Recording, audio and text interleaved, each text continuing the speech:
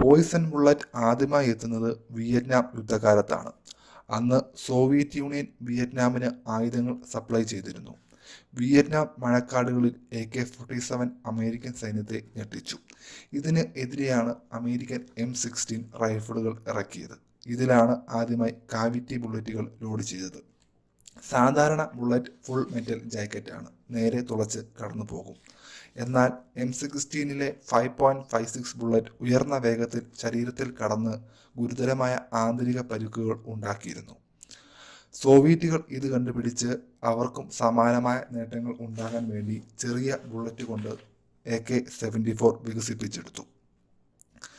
ഇത് ആദ്യമായി വൻതോതിൽ ഉപയോഗിക്കപ്പെട്ടത് സോവിയറ്റ് അഫ്ഗാൻ യുദ്ധത്തിലായിരുന്നു.